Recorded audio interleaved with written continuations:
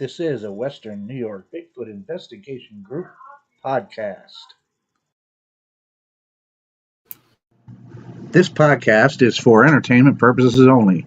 It contains no wisdom, very few facts, or life-changing epiphanies, and is only the opinions, hypotheses, and guesses of the podcast host. If anything of value is learned, it is by mere chance alone. Don't blame me if you suddenly think about something or anything in a way you hadn't thought about it before.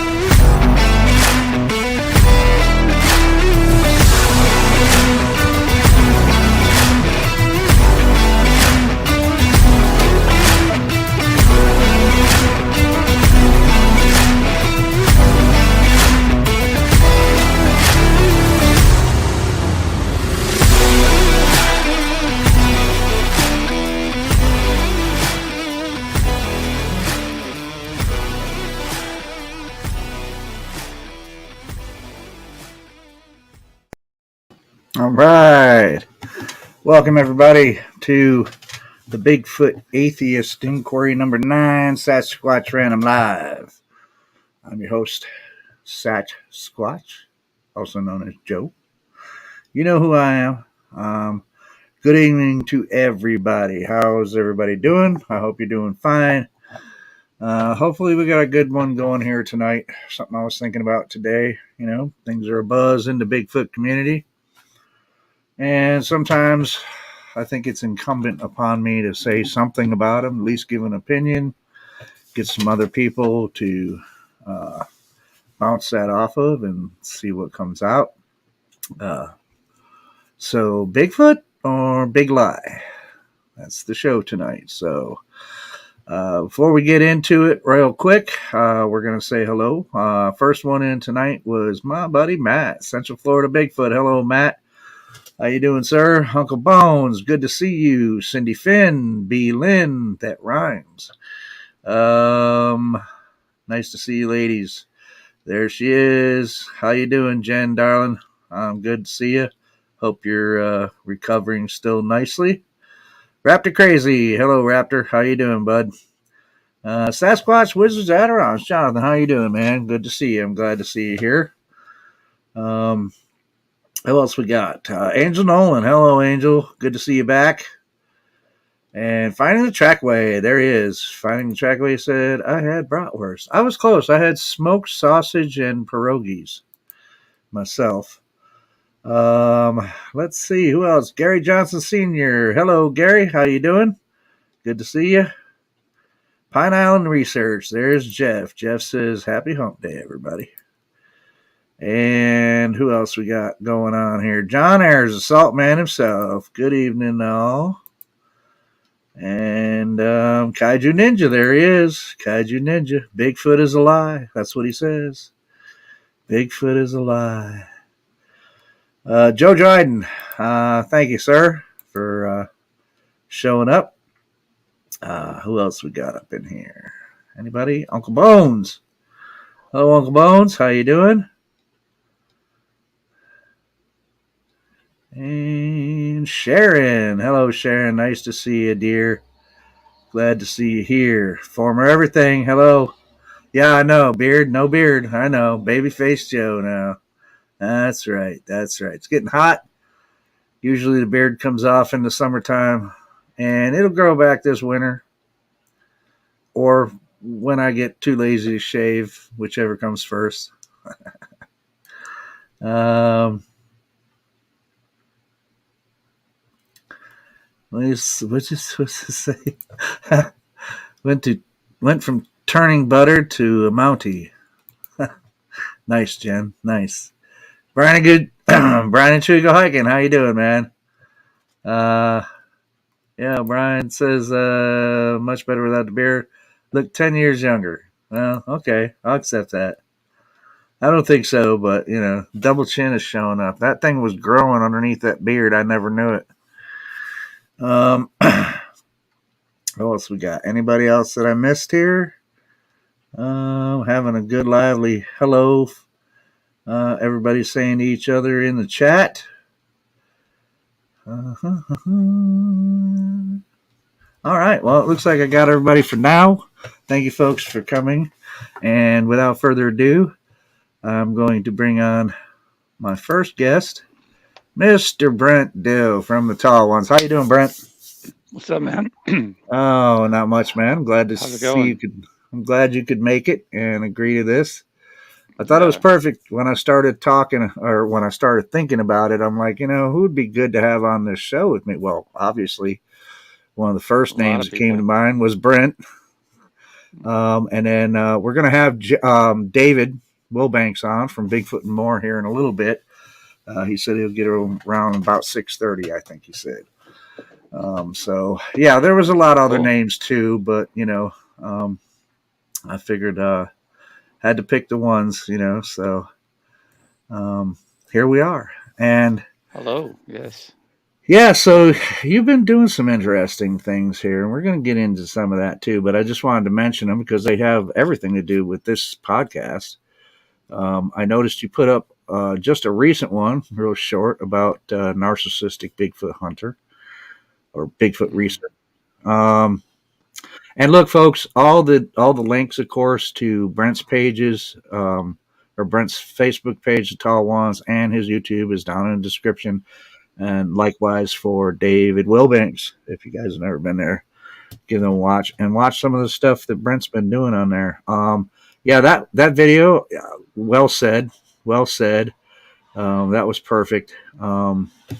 And Yeah, that's actually one video in a series of videos that I'm doing.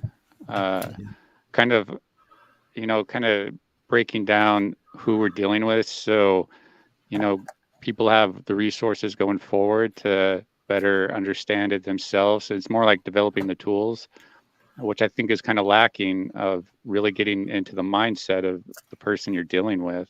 yeah, And so, yeah, that's just the first one. The other, it's probably going to be like, I don't know, two or three, yeah, that's maybe. good, man. Keep it coming, man. You're doing really well with that. I think anybody could learn a lot from watching those videos that you're putting out. Because okay, Bigfoot, big lie. Now there's plenty of people out there, of course, that they don't think anything's out there. They think we're all crazy and lying and everything else, right? They're not even taking into consideration now. I well, for somebody that's had an encounter with something that I can only describe as being a Bigfoot, whether I can say that for 100% surety, yeah, I say I need more evidence for that, but for myself, but what else are you going to call it? But other than having an encounter, all these other people that have had encounters that are credible, right? They're not taking into consideration of that. And of course, most of them think we're all lying or whatever, and they'll put it more. Some people will put it more diplomatically. They'll say, he's just making up a story. They'll put it a little more diplomatic, right? And they're not considering any of that. That there are hundreds of people that just in my lifetime, 59 years of living, and just in the last 45, somewhere around there, that I've been interested in this subject, I've probably listened to at least 100 people or more that I think they really actually had an experience with something. Now, however, you got to kind of look at what those people that don't believe any of it are looking at first, because 90% of what they're going to see online is just what you've been posting videos about, what Steve Coles does, what Nikki does, and just to name those three, you guys are doing an excellent job, in my opinion, of showing people what's not real out there, man, that's online, and trying to educate people on what they should be looking for, but you can't take away, because they're seeing all that, And yes, I am going to bring it up because it is the big talk of the town, and everybody in chat's seen it. Is this recent thing by Mr. Patterson, Mike Patterson from Sasquatch, Ontario, with his picture that he claims is a Bigfoot, and it's just like, now that is the big lie. That's because that's not Bigfoot, and everybody can look at that, and nobody, and of course, the believers of him are going to be like, "You're not a Bigfoot expert." Well, no, I'm not, but I can look at that and see it's a freaking mask. I mean, it's ridiculous, It is ridiculous, and I would be mad as hell if I was one of his followers, which I haven't been for a long time, and it's been a long time, because I think the first time he came out with the flower, I was like, okay, this is a bunch of BS, man. This is a bunch of BS. You could do that by sucking in your breath and speaking and saying it through a piece of PVC pipe. I mean, there could be lots of ways to duplicate that almost exactly. But I would be pissed if I was his followers and he threw that out at me, because I'm like, you must think that the people that are watching you are just stupid as hell. And I'm not talking about putting out pictures of Bigfoot prints in the snow. Okay, that could be believable if it was real, which it wasn't. But it could be. But then you go to the extreme of this. I don't know what he's doing. Is he pushing it as far as he can to see how much the people that follow him will swallow before somebody's going, "Hey, man, you think I'm a complete idiot or what?" Yeah. Well, first off, I got to first make a correction. I don't know if people saw it, but I made an error in the video where I thought it was two separate Bigfoots, but it's actually the same Bigfoot, two pictures. Yeah. So just to make that correction, that was an error that I made in the video. So yeah, I think it's important. I made that in a comment too, as well. On one of your. It's easy to. He said it was two different shots of the same. Yeah. I mean, it even says on his screenshot. I mean, I can't believe I missed that. But is he pushing it though, man? I mean, is that what his goal is, do you think? See how much he can get people to swallow? So, that's actually Dwayne who took the photo, and Dwayne is his partner in crime. They broke up a while ago because of, because his version, Mike Patterson, because I reached out and talked to Mike, and actually I think I sent him a link to this video. Yeah, so where was I going with that? So so Mike Patterson and Dwayne, they had a falling out because Mike Patterson said that that Dwayne thought he was part of some sort of operation that was led by the BFRO, Todd Prescott, and all this, and all these other people, I guess, to take over the research area. Now, take into account the research area. Let's describe the research area. It's a cabin out in the woods. This is the research area, but there's a bunch of other cabins all around there because it's a community with a bunch of cabins. So it's not like just one cabin in the middle of nowhere. There's a bunch of cabins out there. And so it's seasonal too. So a lot of people leave during the wintertime, and I guess that's when all the magic happens. Yeah, they can get away with the most shenanigans, I guess. Yeah. Seeing it. Yeah. And but during their breakup, Dwayne, under a pseudonym, because he goes by Dwayne Daryl, and Dwayne or Daryl. Actually, call him Dwight once in the video, I realized. But anyways, so after their breakup, he went on social media and just exposed the entire thing. Like he under the exposed name it. Daryl, though, right? Yeah, that's Yeah, where that came from. that's where the Truth Prevails website comes into play. The Truth Prevails, because that website was instrumental on help showing the fraud that was going on. But that YouTube channel, I think, only has less than 300 subscribers, so it's not like the information is really being pushed out there. So it's not like a lot of people know. A lot of people tend to like stay away from hit pieces when they're actually fact pieces, as I like to call them. And sorry, I just wanted to bring this up because and I'm sure you've dealt with some of them, right? The people that are mad because you're saying it's a mask, and they should be pissed off because it is. Yeah, not really, actually. Just one guy was Bradwick, I think his name is, and he's a charming fella, and he pointed out rudely how I was wrong about what I mentioned earlier, but I was making the correction about, which I appreciate it. I thanked him and stuff. Apparently, I'm the narcissist. But anyways, back to the story of Dwayne and coming out, and if you go on Steve Cole's website, which he's like amazing. He first talked about this and has been talking about Patterson, been putting himself out there, which is not an easy thing to do, but he made some great video there, just kind of talking a little bit about it, just kind of doing a little, hey, this is Patterson's not legit for XYZ. And so anyways, so Daryl and released a bunch of information that basically proved the whole thing is a fake. And Mike Patterson's response was, well, he's just saying that because he wants everybody to go away and think that there's no Bigfoot there, that there never was and stuff. So that's Mike's response, Mike Patterson's response to why Daryl is hoaxing everybody, or saying that the whole thing was a hoax, was to get everybody to go away because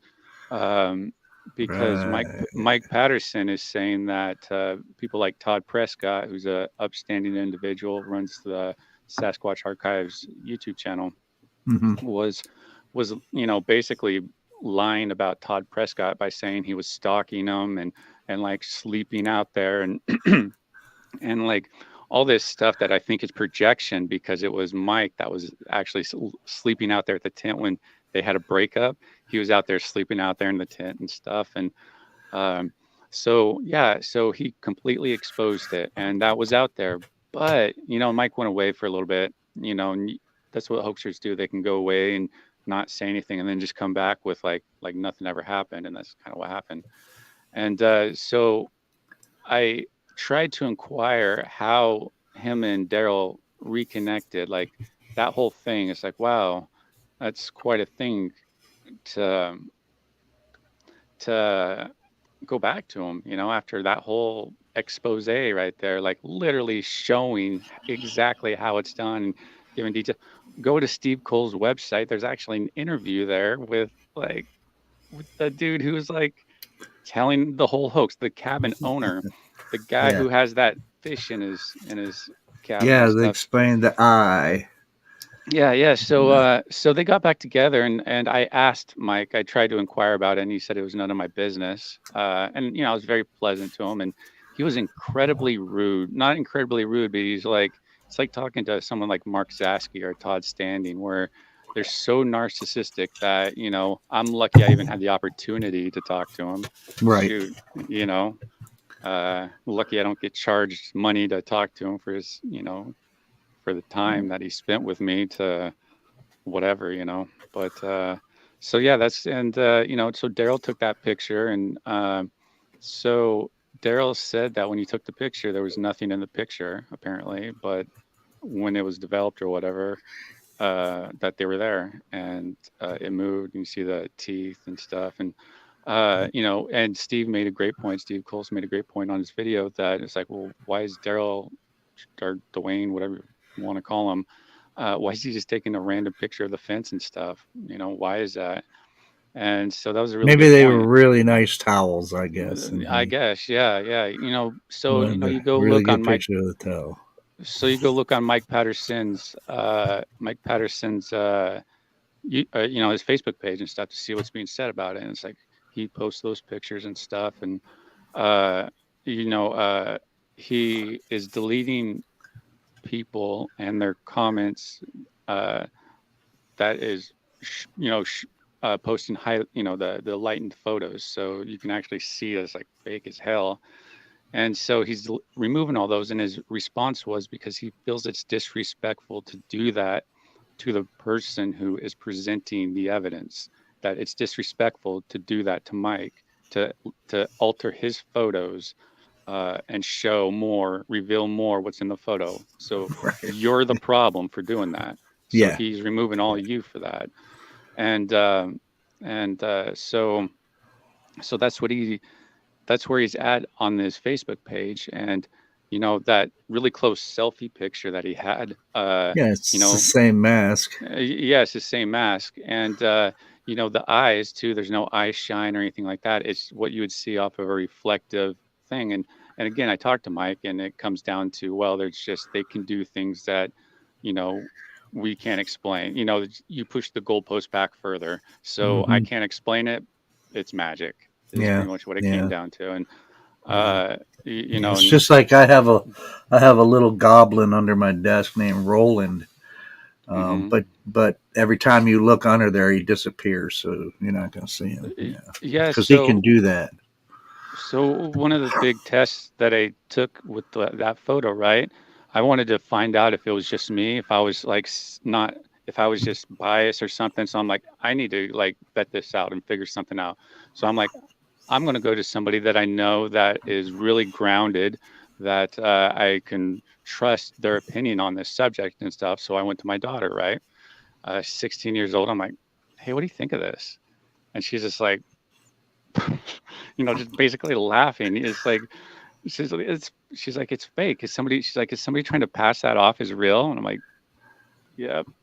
And she's like, it's obviously a mask. It's fake. And then, and I appreciate the other people kind of, taking cue and like showing their own kids. It's like, I think we're down to a 9-year-old of like, yeah, that's a fake mask. So like even 9-year-olds can tell that that's a fake photo.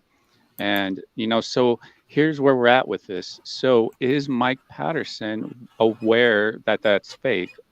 Now, I really don't know where I'm at this point with that, because, I don't know if Mike believes is like falling for Dwayne's hoaxing, and he's so bought into it that like he's on to another level of like confirmation bias and cognitive dissonance, to the point where it's like that's where the narcissism probably comes in and protects all that. So it gives him to allows that to come back, gives him the opportunity to go back to his buddy there. But so I don't really, he's obviously hoaxing, to what degree, on how much he's involved in it, because again, like all this evidence and stuff is like coming from Dwayne, his buddy. And that photo was taken in 2019. So it's like, okay, so it was taken many years ago, and it's just now being allowed to be posted, right? Because of the mind speak or whatever. The Bigfoots told Mike he can do it.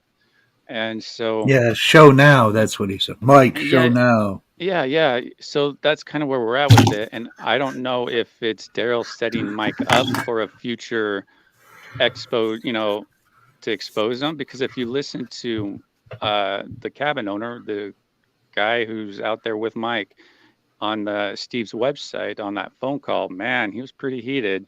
He was really laying into Mike Patterson. So I don't know if there's a financial arrangement, or I really don't know. It is bizarre. That's something that I find very bizarre, that I was very interested in trying to find out. that's one reason why I kind of approached Mike and stuff before doing a video, and because I wanted to find out one of that piece of information and some other things too. But that was the specific thing. It's like, how can he go back to that whole thing? It's like, so, I don't know. This is probably a little above my pay grade on what he actually believes. Maybe Leon would be a good person to, maybe he should do a video about this whole psychological gymnastic that Mike Patterson is doing to perpetuate this Sasquatch Ontario myth is what it is. It's a myth, because we all, when we come into this subject, man, we all fell for that. I mean, at least I did briefly. Well, yeah, I did too, briefly. Yeah, it's like, oh, wow, here you go. Listen, it's like, well, Yeah, I mean, I was looking at the prints and, and that impressed me at first, and I thought, well, wow, maybe this guy's really legit. And yeah, well, it's like Leon was talking about. I was like, nope. Yeah, no, it's the high subscriber count. Somebody you think is an authority in the subject because he's viewed by so many people as his subscribers. He has so many subscribers, and his comments are so amazingly towards him and stuff, not realizing he's actually filtering out and deleting all the comments that realistically point out what's going on in his videos and stuff. So just in my own conversation with Mike Patterson, you will never have any sort of discussion with him about his evidence, to talk about any sort of common sense or anything. He's up there with, because I met Todd Standing, and he's up there with Todd as far as like ego and all that. It's like, literally, it's like, man, he is the greatest thing since anything, man. It's like, that's his perspective on it. And, it's just kind of what it is. And, the thing is the important thing is like Steve Cole's made a video about it. I made a video about it. We're talking about it. More people are talking about it.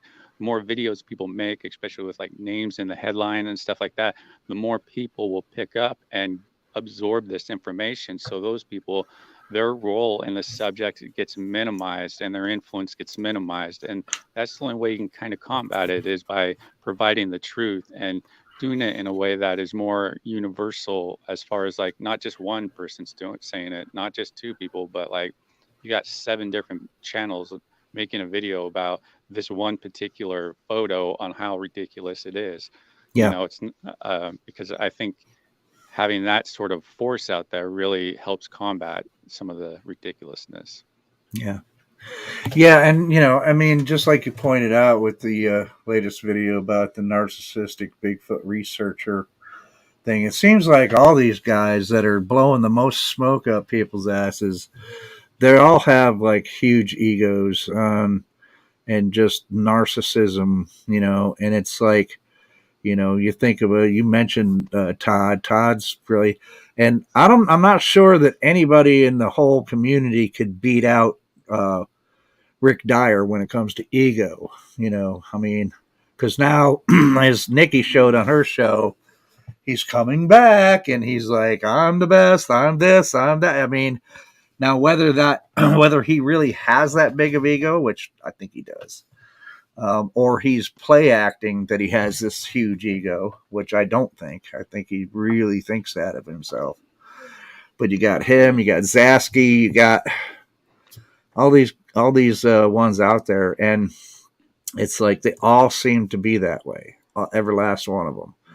And it always seems to be the people that are pulling off the hoaxes, the ones that throw rocks in LARP streams and then claim that it was, they don't know what it was, and they influence and the all of that too. They influence the subject in a way that it's like a lot of us, it's like we're stuck with it, and the most we can do is just is push back against it, and we're gonna have people that get mad at us, but those are people that they gotta really look inside themselves and wonder why they're getting mad at us. Are they getting mad because we're wrong? No, they're getting mad because we're showing them something that they didn't want to realize and didn't want to see. That's my opinion. We're challenging them. We're challenging their belief system of what they have in place, and so we're challenging them, and that's kind of what it is. And a lot of people approach that challenge differently. Like, we can approach it from a, well, darn, we were wrong or something like that, but other people will defend it profusely. Like Mike with the whole trapper thing. It's like it's just they're so blinded by something so obvious, and that's why perspective is so interesting to when it comes into play. It's like, you look at the trapper video is a great example, especially when he's throwing the rock. It's like, you look at that piece of, like, that 1 second clip, that 2 second clip, and we can see exactly what it is. You got the throw, the motion, the sound, the impact of what it would have been, and we see that, but other people are like, no, he's just swatting a bug off or something. And, and I always thought it was kind of convenient that for one explanation of one motion, it's a bug on the leg when he's bending down to pick up a rock, I guess. And then the other motion is, he had a bug on his neck. I mean, well, that's pretty convenient. Use the same excuse twice. I guess there was a lot of bugs out there. Well, he really emphasized, because he victimized himself, the trapper did, afterwards, which is what a lot of these people will do. Like, but when it comes to narcissistic Bigfoot hoaxers, it's like most things, it's a spectrum. It's a spectrum. So you got like the Zaskis and the Pattersons up here, where they're like, think they're God's gift to everything, Todd Stanley and stuff. And you got the lower ones, the low tier ones, not quite as accomplished yet as a narcissist or a hoaxer yet, but they're getting there. So you got to, there's a whole different tier of them on there. But the important thing is, people should be talking about them. Yeah, and I appreciate, and I appreciate the video. The dude's trying to show that no, he's trying to defend what was going on in the video, and I appreciate him going through all those mental gymnastics and everything. But I gotta say, I watched it all with an open mind, and he just didn't convince me. He did not convince me, not with what he was saying and how it just didn't convince me. So, that's just me. I could be, sometimes I could be wrong. I don't think I'm wrong on this. I think what I believe what I think is the truth. Yeah, well, here's the thing too, is I offered to go do a live stream with him to really kind of discuss it publicly, because it was a public matter. So, you can go ahead and let's discuss it publicly. If there's something that I did wrong, or you don't like something, well, let's all talk about it, and let's try and bring a resolve. That's what, somebody would do. If I was wrong about something, I can easily concede that. But if the, like the people that I was talking this about, if they had nothing to hide, they would easily do an open discussion about it, because it's a pretty serious thing to put out there that's hoaxing. So why wouldn't you want to have an open discussion with a person, which I offered multiple times? And I know a couple of people mentioned that, from their side at least, mentioned that I should have went to them beforehand to talk to them privately and all that stuff. But, I would usually do that in some cases. But in this case, it wasn't really much of an option, because, again, their own subscribers were What's up, Dave? Their own subscribers came to me. Hey, how you doing? Good. You're a bit hot there. Yeah, so their subscribers came to me to talk about it. So, and you can tell how they were starting to shut it down, and they gave their narrative, and that was the word. You can't challenge that. If you did, you were removed, which they said they removed people when they challenged the word of of their analysis and stuff. And so it wasn't going to be an option to go to them privately to resolve it. That's why I just went ahead and did a video. And I was just also kind of interested to see how their response was going to be, because I felt 100% confident that this was a hoax. So, let's put it out there and let's see what their response is going to be, because their response is going to be incredibly important going forward. Because, again, if you had nothing to hide, you would easily talk to me about it, come come talk to the person and be like, hey, yeah, what's up? Nope. Yeah. So you can actually learn a lot just from their response to certain stimulus and stuff. Yeah. Sometimes there can be some telling points there with somebody, the way somebody responds. Let's welcome my next guest here that's come on. My second guest, Mr. David Wilbanks from Bigfoot and More. How you doing, Dave? What's up? Good. What I missed? Do you prefer, I call you Dave, but do you prefer David? It doesn't matter. Okay, because I figure you spell it David all the time. Maybe that's the way you prefer. So Dave looks better in the music store window, so it's Dave's music instead of David's music. So, you know, I get you. It's whatever. So, Dave, I don't know, were you listening before you came on, or did you catch I just drove 30 minutes? Got home. Okay. So we've been talking about, Bigfoot or Big Lie, and how there's a lot of people out there who, if they were to go online and take a look at this stuff, to me, I would say, I don't doubt that they would say, oh, these guys they're all just lying about stuff, because they see all this stuff online, like the recent offering of people like Mike Patterson. And I know you're probably aware of that now. And I generally don't comment on things like that, but I have been wearing out the comments on that. Yeah. So, I mean, what would your take on that be, man? If somebody showed you that, and I can't believe it's even made it to a discussion. I have jokingly said, and you guys have heard me say, I miss the hoaxers of the old days, because at least they went to some effort. They would go to the effort to make a suit to look as good a Bigfoot as they think they could do. Now they set a mask on a table, on a blanket, snap a picture of the gorilla mask, and hundreds of people believe them. I'm like, probably thousands. Yeah. Wow. Because Mike has quite a few followers. You got to admit that he's got quite a few followers, man. But I'm with you, David. The first time I saw that thing, man, and actually the first wind I got of it is that somebody had sent it to Thomas Markham, asking him his opinion of it, and he was like laughing it off. He's like, "Come on, really?" And he's like, I like it that people value my opinion enough to come to me with stuff like this, but this is ridiculous, And that's when I got wind of it, when I saw it posted on him, and I was like, yeah, you got. And then I found out that it was originally from Mike Patterson, the whole story. This is Nefertaya or Tia or Nefertiti or whatever he calls this Bigfoot.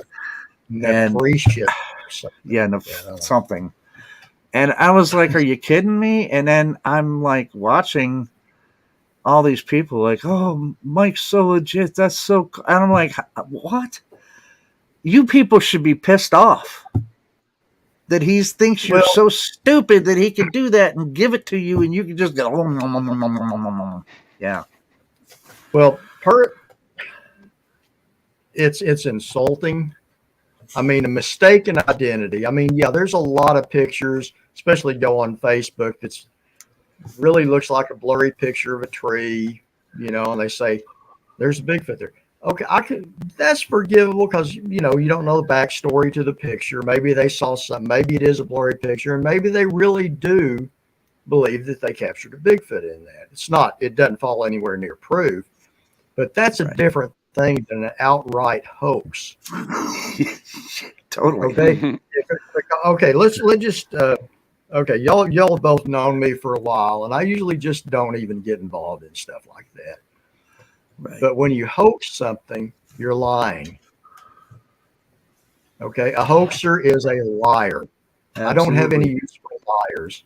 Okay, absolutely. If I produced what I thought was evidence to one of you guys, I would expect you to honestly critique that and say, Dave, I think you may have something, or Dave, I think you're mistaken. And, I would accept that as not hateful or anything, but set a mask on a table and put it out to the masses and say, hey, that's a real Bigfoot. And if you don't believe it, you're simple-minded, you're stupid, you're this and that.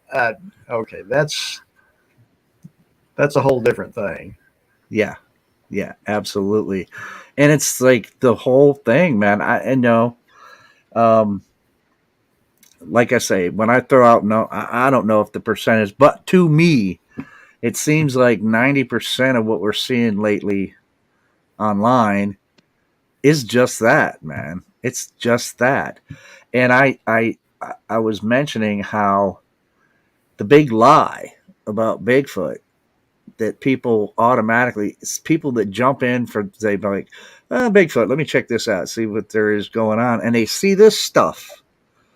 And then, that's the first thing they're exposed to is the big lies. And then it makes the rest of us who are honestly trying to figure out what this is and what's going on, that makes us, that takes away any, I mean, and it's like, we're the bad guy. We're the trolls. We're the bad people because we're not sucking up these big lies, and it's just.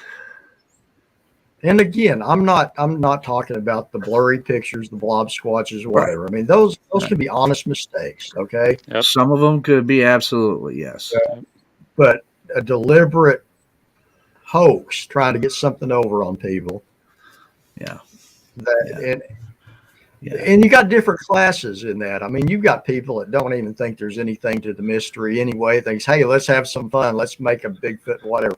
That's a different category than this. This is somebody or people saying that they really believe in this mystery and they've got inside information, and this big feet, whatever, reveals themselves to them almost like a religious thing, and talks to them in a gruff voice that sounds oddly like somebody inhaling while they're talking. And, I mean, what else can you say? I really, it's amazing to me that it even makes it to a discussion. So let me ask you something, Dave. So from my understanding, Mike Patterson isn't there when a lot of this evidence is produced. Like, he's not physically there. So it's Dwayne, the cabin owner. Let's say, for the sake of this discussion right here, that it's Dwayne, the cabin owner, that is making all the evidence. And so at that point, he is hoaxing Mike. Now, there's a point where you would realize, hey, this is not real and this is all fake. And I'll be clear right now. I don't know Mike. Okay, mm-hmm. I don't know him at all. I don't know whether he's being hoaxed or whatever. Don't know him personally from Adam. Yeah. Well, but I can tell you that's a pass on the table. Yeah. So, are you familiar with So you're probably not familiar with the whole Patterson Sasquatch Ontario backstory. Somebody really needs to do a video essay breaking it all down. Not in depth, no. I mean, I'm aware that it's there, but simply more because of the picture that popped up there. And so one of the things I'm wondering about is how much is Mike involved, or how much is Daryl or Dwayne? How much is he exploiting somebody who is not mentally well, and that person who isn't mentally well has gone off and created all these side narratives to the point he's out there sleeping in a tent in the middle of winter, just trying to get those experiences and stuff. And he feels like he's having those experiences of mind speaking and all this different stuff. And maybe that's why Dwayne originally broke up with Mike, because maybe he felt bad about taking advantage of somebody who was easily taken advantage of. And just because somebody could be a narcissist and all that stuff, they can still also be taken advantage of by certain type of people, especially in certain circumstances. Mm-hmm. So that's something I'm kind of wondering about on what's all going on there, because I haven't really came to a final conclusion on that. What do you think? Yeah. You've obviously looked into that more than me. The only thing I'm really commenting on is somebody took a picture of a mask on a table and trying to, that's it. Personally, I don't know these people at all. You've done a lot more research Yes, for that photo. So the backstory of that photo is, it was Dwayne took it. So that's the cabin owner who produces all the evidence and then shows Mike. So yeah, he's the one who sent that to Mike, and then I don't know who told Mike he can post it. I think it might have been, I don't know actually. So I don't know if it's like Dwayne just taking advantage of Mike, or if Mike's going along for the ride, or They're I don't know. just It's both in it interesting. together. Because what I find very, very odd is the fact that it seems so obvious to me. Here you have these two. They have a falling out. One of them goes and says, "Nope, this is where the eye came from. It's a fish eye. This isn't just totally outs. This is how the voices were done," and totally outs him. And then all of a sudden they make amends with each other, and now all of a sudden none of that means anything. And Mike comes up with this thing about wanting to. He said all that because he wants to actually protect the Bigfoot or Nephrata or whatever he calls them. It's just very, very strange to me. Well, So which would be very odd that they would go back to the same location and have all the activity back at the same cabin location if they were worried originally about their research area being exposed or being trampled upon and being stalked, is what Mike is saying. So that there shows that it makes zero sense about that. So, or what Mike's, reason is behind it. It makes zero sense, because that just shows you that that's not the real reason, because they went back doing the same exact thing. So I think that there's more to it. Like I say, I tried to inquire about it, and Mike was very adamant to not tell me the reason of how they got back together, like what was said and stuff like that. He was very open about some other things, but that specific thing he wouldn't tell me about. So I don't know, again, what it is, because now Dwayne is there, like, defending him and backing him up. And I think that if somebody does a deeper dive on Sasquatch Ontario and this whole story, like a deep dive, like a video essay, like a good 40-minute long one, like you watch on YouTube, like something that far exceeds my capability. So I ain't doing it. So I'm putting that challenge out there to someone else to do these type of video essays where it's a well-researched thing, and you have like all the receipts, and you have really cool animations and stuff up on the screen and stuff, because that there is what people are going to need going forward to really understand who these people are. Yeah. I just, I don't know what about the motives or anything, but what I can say is that it's so obvious. At least, this recent offering, it's the second part of the title of this thing. It's a big lie. And we can see that it is. I mean, and actually, you got to define what's a big lie. Is it the subject itself, or is it that piece of evidence? That piece of evidence, yeah. Okay. Yeah. It's just a big lie. It is just a big lie, because it's so obvious that what's in that picture is not even close to being a living, breathing, biological animal. It's a freaking gorilla mask. And he's right. I think somewhere somebody that I read mentioned that Mike said, "Well, good luck trying to find the mask that you guys claim online or on Amazon." So I did. I actually went to Amazon looking up to see if I could find that particular. Now, he's correct. I'll give that to him. I could not find that exact one, but I found a couple that are really, really similar. And you know what? They're the kind that work on the same basic principle as my Wolfie mask. The mouth moves. And so with him trying to say that, well, you could tell it's real because you can see the mouth has moved. Well, yeah, my mouth on my mask moves too. And those ones that I looked up online had movable mouths. Well, it's not even that they... Oh, go ahead. I'll say this: if it is a real Bigfoot, it's only its head that's been cut off and set on top of a black sheet. Because it's just the head. Have you seen the picture that somebody lightened up where you can actually clearly see what it's sitting on? The lightened up version. It's on Facebook if you go on a Bigfoot Canada, they let it on there, and somebody it shows a picture in the comments that they've lightened it up, and you can clearly see the mask sitting on black cloth. It's not even debatable when you see that. Yeah, I didn't see that one. But yeah, if you go on Bigfoot Canada and the first, because it's on there like twice, but under the first one that Mike put on there on down, can't remember the person's name, but they posted a picture where they used their software to lighten it up, and I mean you can clearly see what's around it. Yeah, because I think Mike is saying that that's its arm that is supposedly there, up there, like just up there like that.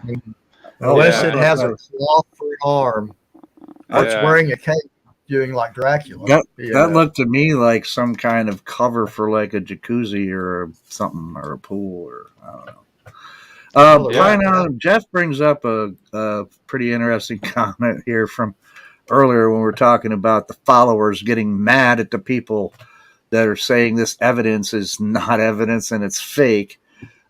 He says they get mad because they suffer from pseudologia fantastica.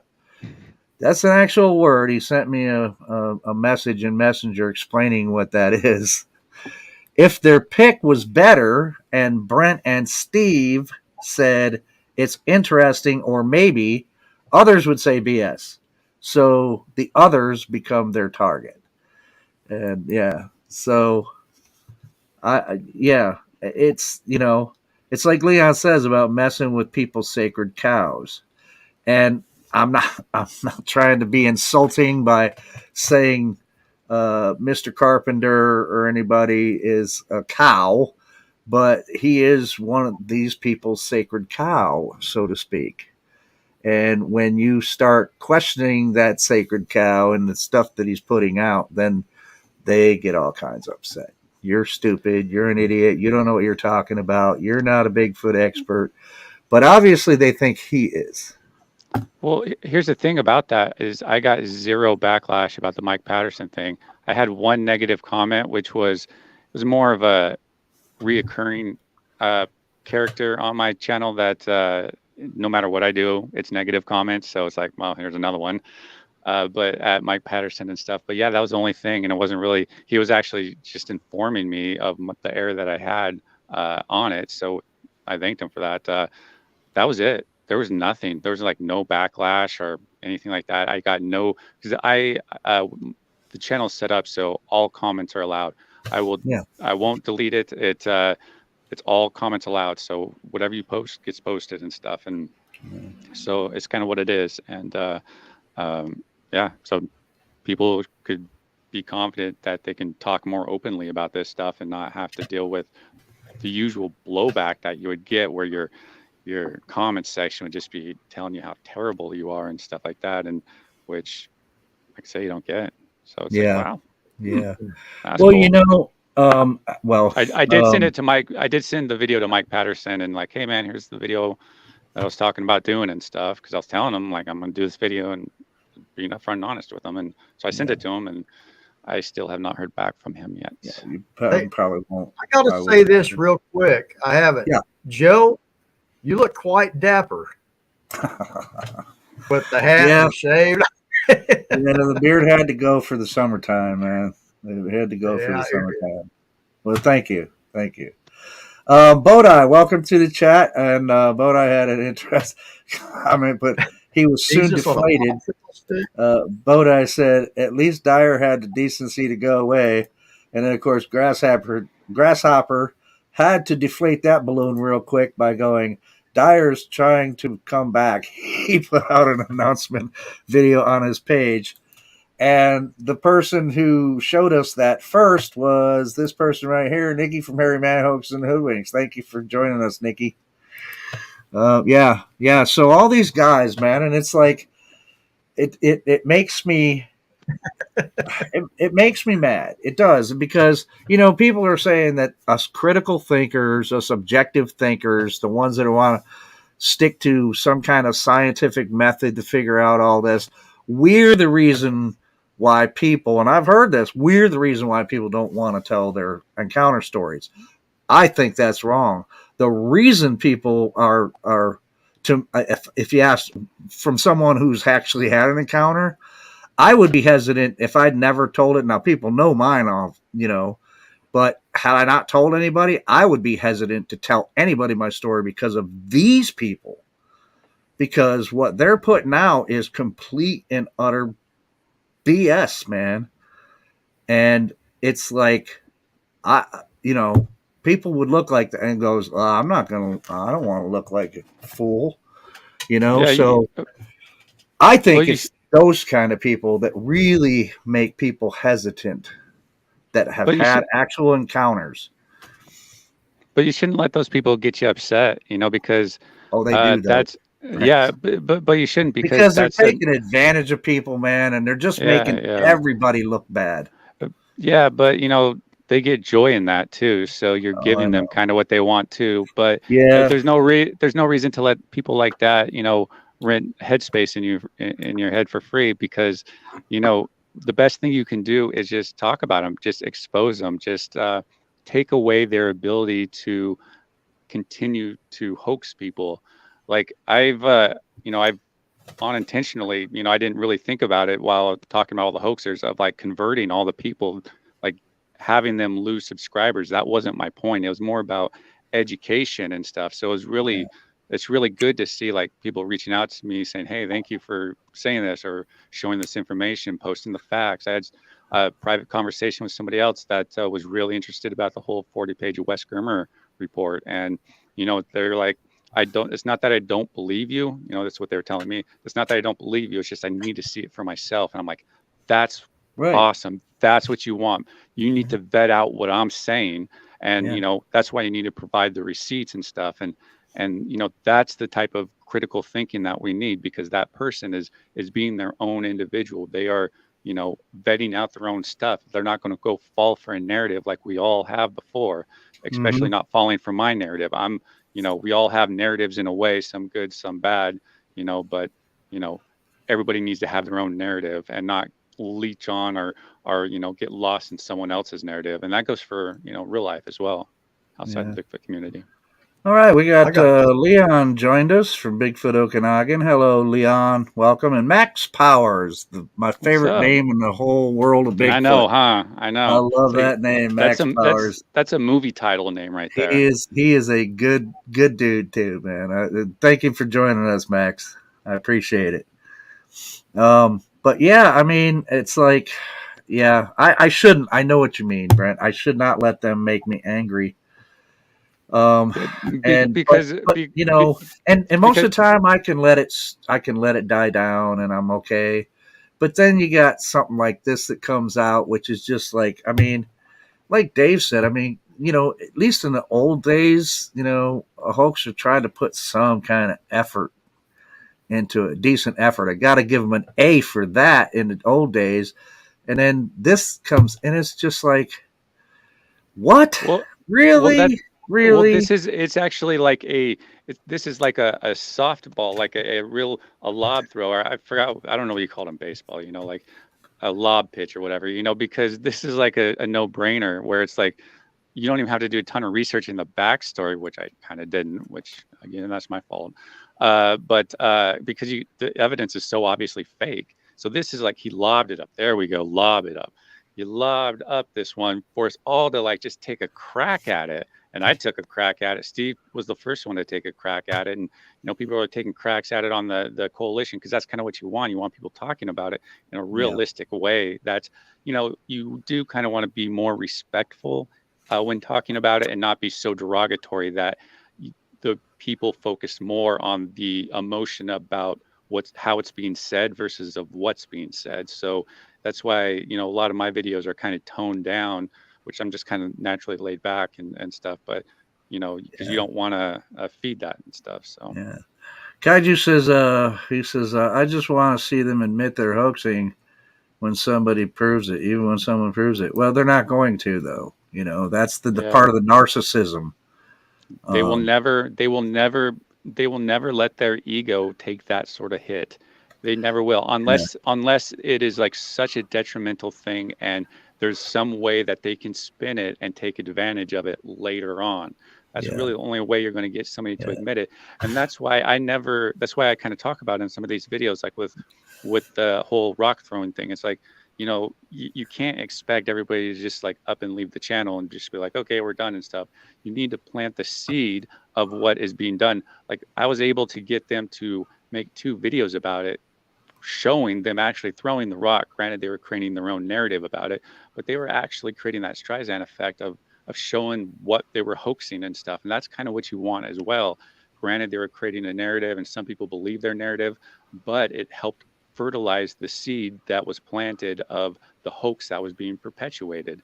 And they helped fertilize it unintentionally, not realizing it, through the Streisand effect. And through that, in time, what's going to be grown from that seed is going to pretty much eliminate them from any sort of discussion going forward, especially looking at the subject historically, going backwards, that the people looking at. So that's kind of the way I look at it. Okay. Sorry, I just got a message. And hey, we got Iron Dogger joined us. Hello, Iron. How you doing? Good to see you. And I do believe Jerry joined us. Oh, yep, there he is, Jerry from the Bookwash crew of BC. Thank you, Jerry. And we have Addleclutch is back. Well, thank you. And here's a comment, man, and I don't blame this for you start. I'm starting to think it's all BS, LOL. This goes way beyond the obvious stuff. So, you get people like that, and then people that have had an interest in it and was hoping to someday encounter one of these things, maybe not a close up, but see one, there's probably some people that'll be like, oh, dude, what am I even trying for? This is all bullshit from 90% of what I'm seeing online here. So there was something else. It would be really hard to be in this subject and not have the opportunity. For me personally, I don't know how much I would be involved in this subject if I didn't have the opportunity to go out and try to have these experiences and try to have that opportunity and have had some things happen that I can't vet out yet. So I don't know how much I would actually be in the subject if I didn't have that one specific opportunity right there, because you can get really jaded really quick, especially the more you progress through this subject. Like I say, there's like phases that you go through. Leon can also talk about this as well. Like you go through the year 1 to 3 phase where you're falling for like the Sasquatch Ontarios, all those low tier hoaxers, the Todd Standings and stuff. And then you have that transformation, and then you have that other transformation to the point where, you are where you are right now. You're either in the subject still, or you left it after one of those transformations, and you realize I'm done with this stuff. Yeah. So that's kind of how I view it. When I look at it and I look back on, how I got interested as a child and, going through the years looking at it, and even with the fact that I fully accept, especially some of the old timers from the original days when this really kind of took off, and some of the footprints that they've found that have been vetted out and said, yeah, this is something that's walking bipedally that looks a lot like a human, but it's not quite human, according to the morphology of the foot. And even though I accept that, I mean, if I had not had that encounter with something out in the forest almost 3 years ago, come August, if I hadn't had it, I might be pretty disillusioned by now, even accepting that, that there's footprints that are vetted out and I wouldn't know how to solve that conflict within myself, but I think I might be pretty disillusioned, maybe thinking along the lines that, okay, those have been vetted out by, qualified people. But are they wrong?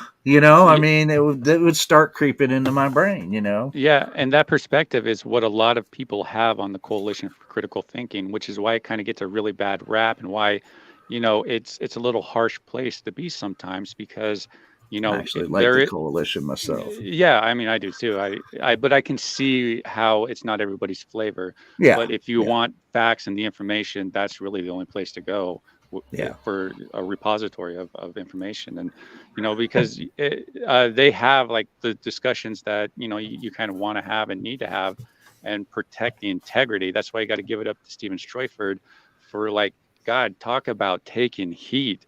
I'm not taking any heat compared to what him and like Steve Coles and have been taking, to try and maintain the integrity of the subject. So I can't take any sort of credit for anything because what I'm doing is built off their backs, really. So you got to give them all the credit for, God, I don't know how they could have done it. Like Stephen Stroyford, I don't know how he could have stayed in something that he was getting so much hate and backlash only for being honest and presenting the truth. He got so much hate, which contributed to his attitude and behavior towards certain people and certain things, where something will trigger him right away, or someone's stupidity, or because you also have a lot of people in there with sock puppets, fake accounts that would antagonize intentionally and stuff. Yeah. But you gotta appreciate resources like that, and Steve, and give them the due props necessary, because if it wasn't for them, really, if it wasn't for those two people right there, it makes you wonder what state this community would be in, because there would be no coalition, there would be no Squatch detective. So who's backing up the integrity in this subject? Sure, you'll have some random people here or there, but would they have, emerged as a leader in protecting the integrity of the subject? I don't know. They haven't yet.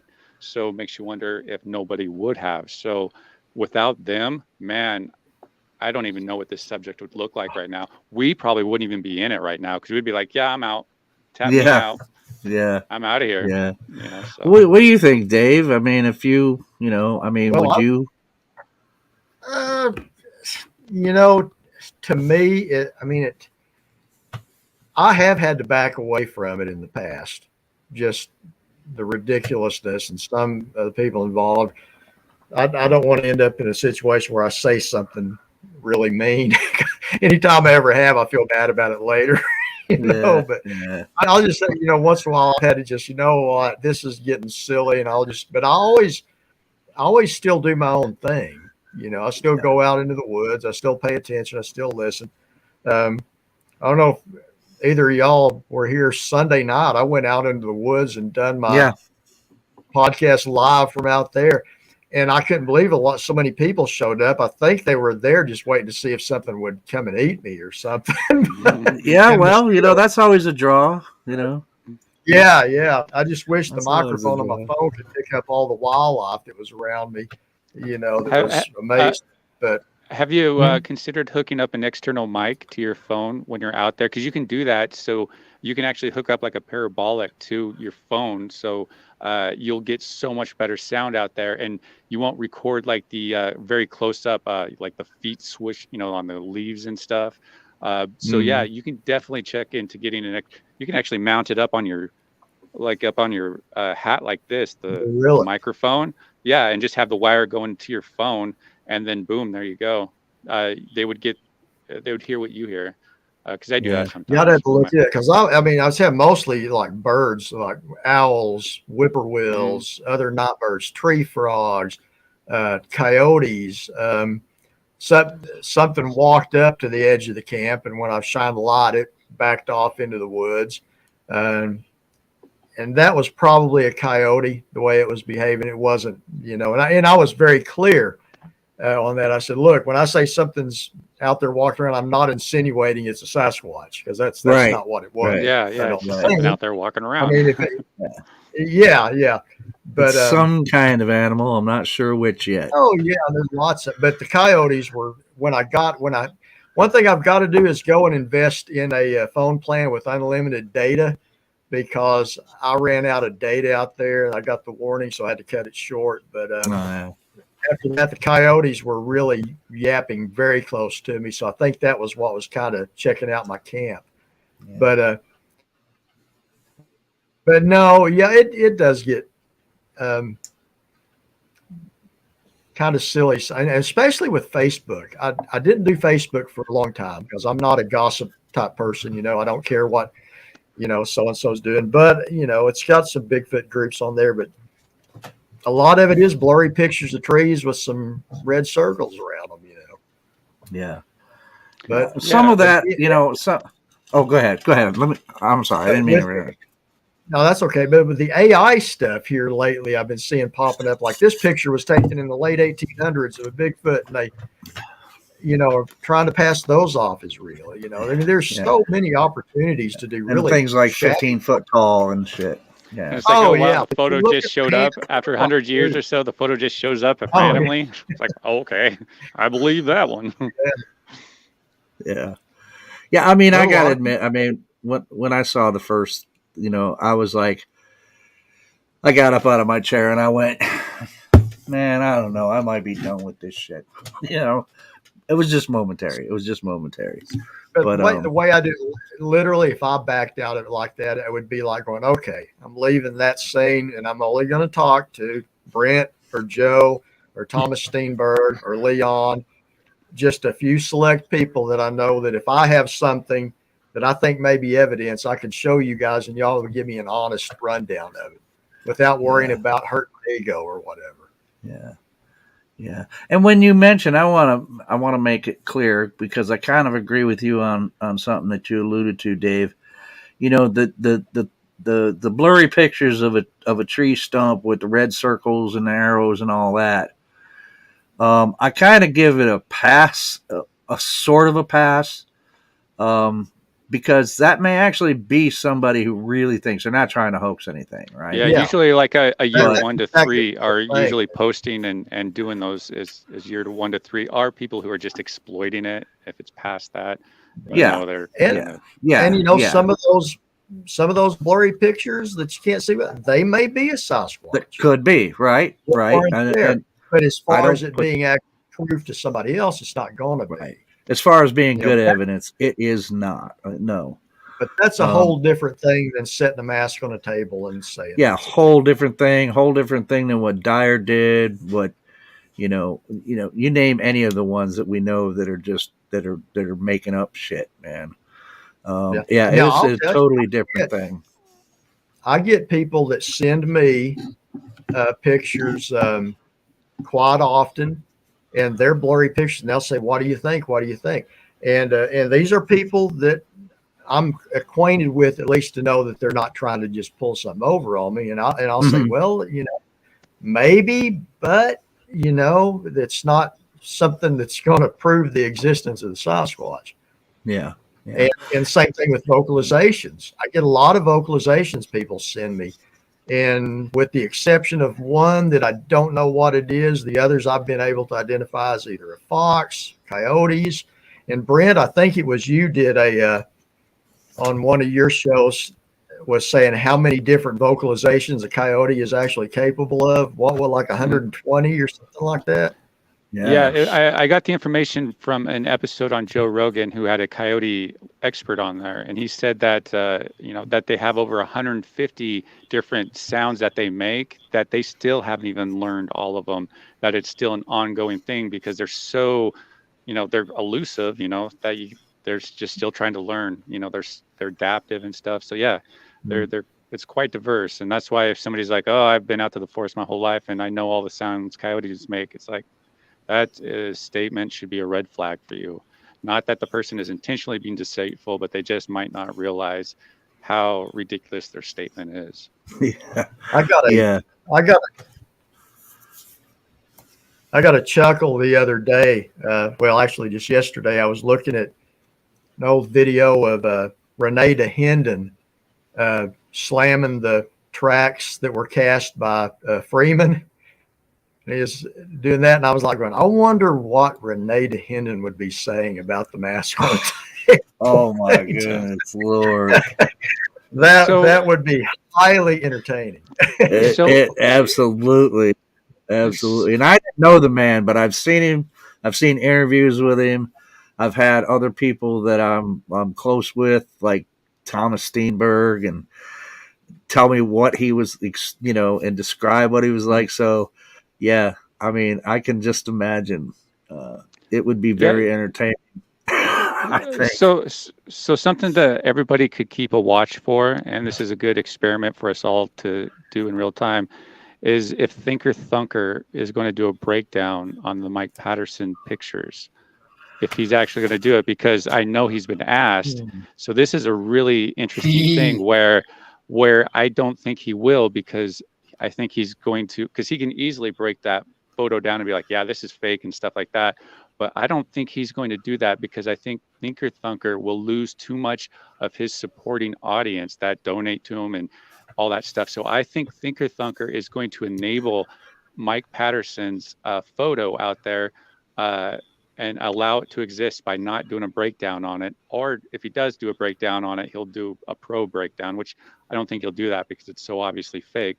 But I want us all to watch this going forward, because I'm part of his group, Thinker Thunker group. So I know he's been asked multiple times to do a breakdown on this. So this will be a good test to kind of see how the system, as Leon says, the system that we're kind of swimming in, and how it operates and how it enables each other in ways that we don't even realize some ways, because Thinker Thunker could take a huge blow to that Patterson photo there, really debunk it, but he won't. He won't to protect himself and to protect his brand, I should absolutely, because I don't think he's going to touch it, because he'll lose too many subscribers. He's not a stupid man.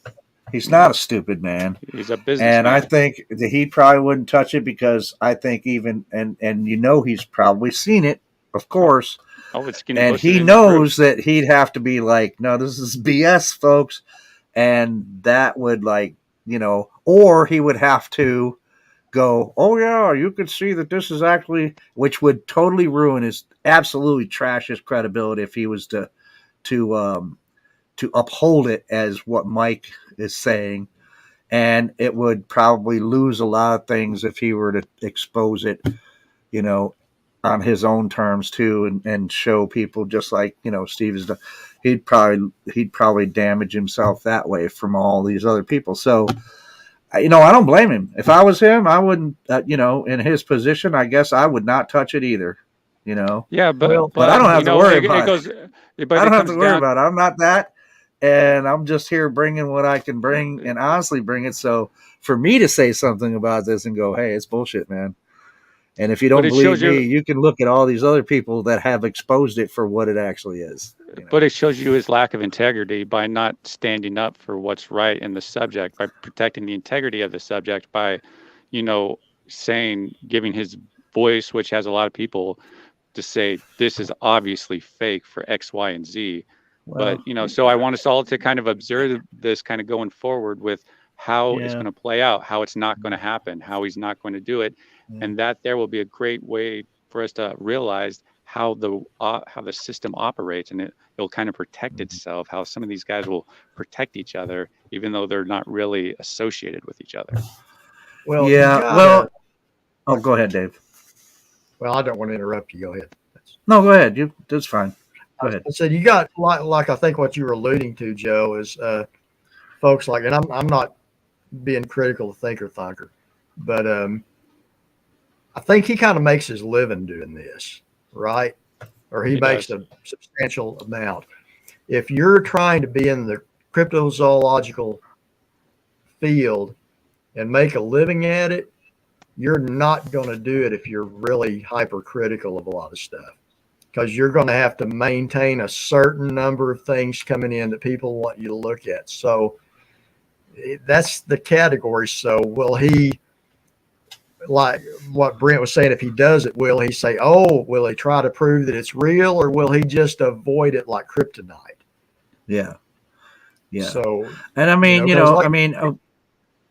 avoiding it could just simply be, hey, you know what? This has been, and I mean, I couldn't fault him for it. He might be like, hey, this has been covered enough by other credible people, and maybe, so you got to kind of play a little bit of devil's advocate here. If he doesn't touch it, I think I can think that it's for the reasons we've been discussing, but maybe it's because, he could easily go, look, it's been covered enough. I don't have to touch this one.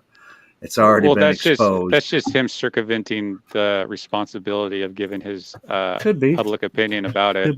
Because, why wouldn't he? That's a good picture to make a lot of money off. That's a good name that he can get a lot of views off. So, yeah, why wouldn't he? Yeah. Well, but again, he won't, because it's bad for business, because he'll lose so many subscribers from that. Because just imagine how many subscribers that are on Thinker Thunker's list are on the same as Mike Patterson's. Probably a lot. Well, and then, huh? Go ahead. He would have to, if he were to, do what he's done in the past about some things and showing them to be hoaxes or something not Bigfoot that people were claiming was.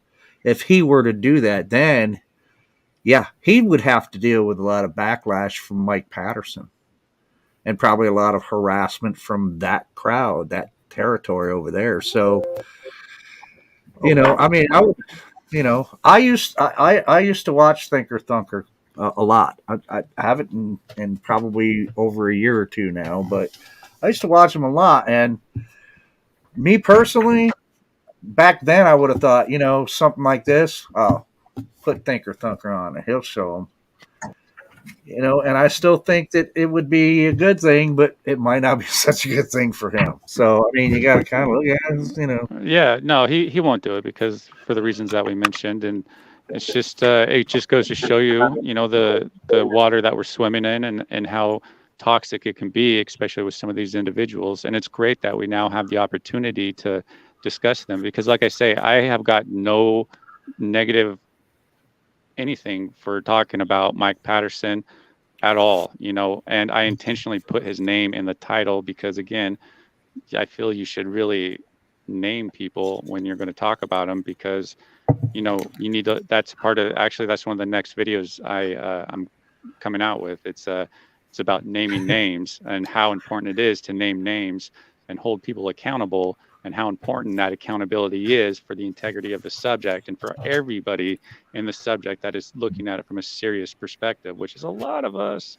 Yeah. So naming names is important to maintain that sort of integrity, and to kind of keep the scoundrels out of here and stuff, and so people can get access to some of the best information out there, so maybe they can have success and go figure it out and not get so jaded and upset like you are getting, how you're getting upset, which again, let me say this though, if you're going to deal with the negative aspect of this subject, the underbelly, the negative underbelly, if you have a negative, like a serious negative emotional response, you get compromised that much, then it's something that is not for everybody. That's when you should really stay on the upper side, because you can't let your emotions get in the way of what you're kind of doing as far as help discussing and bringing to light some of the most nefarious people in the Bigfoot subject, because that's something that will easily bring the most best people down and to their levels and stuff. But as long as you maintain your core of emotional fortitude and not let that get stripped and start getting angry and getting compromised by their comments and stuff, then that's the only thing I would recommend for you there. Well, yeah, and I fully endorse what you just said, Brent, and I fully agree with it. And that is why that for the most part, I do leave all of this kind of stuff up, and I learn about it through you. I learn about it through Coles and Nikki, and I let you guys handle it, because you guys can handle it much better than I can. I am a very emotional person, and you're right. That would compromise. If I let that part in, then it's seeming like that I'm going to carry a bias on my portion. But it's and that shouldn't be in there. Yeah, but there's also that unintended consequences of bringing this type of information to light. It does make you more jaded about the subject. Like I think Kevin Harder wrote on one of my videos. He's like, "Why am I even in this subject anymore? Because it's such a joke, pretty much. It's like, what's the point?" And so that's one of the unintentional consequences of bringing the facts to the people, is that it can make you jaded to the point it'll question you why you're even in the subject. So that's something to be mindful if you're going to go take that road of, really truly trying to find out what's going on in this subject, because you can get so jaded that every little thing is just going to upset you, and you're going to go out with every little photo of someone reposting or because they didn't know, they just got in the subject, but man, you just unleash your anger on them and stuff. So it's just something to be mindful about. Dave, you had something to say? I'm just listening right now. Oh, I thought you. I agree with Brent. I mean, you've got. I remember months ago, maybe a year ago or something, you guys were talking about building a coalition of people that would critically think, about this, Leon and all that. And I've seen especially on Brent's subscribers, used to, you just wouldn't get any subscribers if you were critical, and Brent's is going up quite a bit lately. So I think the ridiculous stuff is getting so overwhelming that more people are seeing like, man, this is kind of silly. And more gravitate with that, Yeah, I definitely agree that more people are subscribing to it. But a lot of like my recent jump, I got like 2,400 subscribers alone just from that movie that I posted. So that's why I had that big jump in there, just to be upfront about that, why I got so many thousands of subscribers right away. Because that movie, which Last of the Dogman, amazing movie. Oh, if you guys haven't watched it. I know, but it's almost got like 1 million views, but those are like what I call like shallow. They're not really subscribers. They must have accidentally clicked the subscribe button out of all those millions of views. So it's not like they subscribe because of something I'm saying originally or something like that. They subscribe because I happened to post a movie that I thought was kind of related to the Bigfoot subject in a way. But but people are more willing to have these conversations. And I think a lot of it comes down to my approach to it and how I am creating the discussions. If you notice, I've gone from like just totally being negative and laying into people, just like lighting them up like a Christmas tree, to now I've like transitioned to the point where I'm writing scripts. I'm like really working on trying to focus on better communicating. So it's more about what I'm saying and not so much about how I'm saying it, because I would get kind of too emotional. You put that emotion into it, like I was saying, and you don't really kind of want that, that's not needed. And so that's why it's like transition that way to better do that. Yeah. Hey, Donald Fuller and the Bat Mom joined us. Welcome, you two. I'm glad to see you. Yeah. And that's why I think, and like I said, my whole purpose, I love that you guys are doing this. I think it's a necessary thing. It's very necessary. And some point, to a certain extent, I think it's incumbent on all of us critical thinkers, as or objective thinkers, or just thinkers. I think it's incumbent that we lend in and push back against some of it. For me, like I said, I'm kind of in the camp with David. For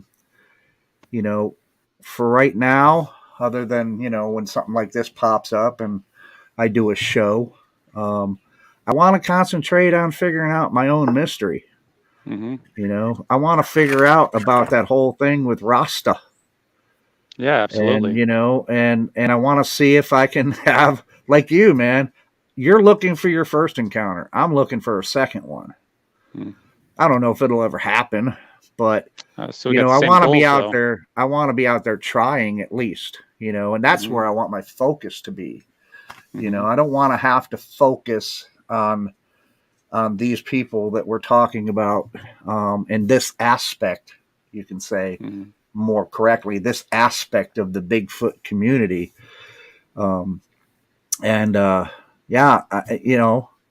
But I had to say something about this. I had to bring up on this show because I just don't want people out, and maybe I can't stop them, of course, but I think it's important that people out there that may not be totally into this or just somewhat into it or thinking about maybe looking into it, and they see this stuff, I want them to realize, look, it's not all lies. It's not all lies. It's just, not from my perspective. It's not all lies. Yeah. Everybody that tells an encounter story, they're not all lying. Yeah, sure. Some of them are making it up, I'm sure. And look, I'm not trying to, and that's very entertaining. We talked about this on Moog's show last night. I will not disagree that quite a bit of it is very entertaining. And I'm not trying to get rid of Bigfoot entertainment. But, you know, I mean, I just don't want people to think that we're all lying or we're just making it up to create a good story. I want people to understand there's really people out there that have had something occur out in them woods with something that was very large, bipedal, hairy, and whether you want to call it Sasquatch, Bigfoot, or a ball of yarn, it's like some people have really had that happen to them. Some of them, they deal with it and they go about their life. Others have a really hard time with it.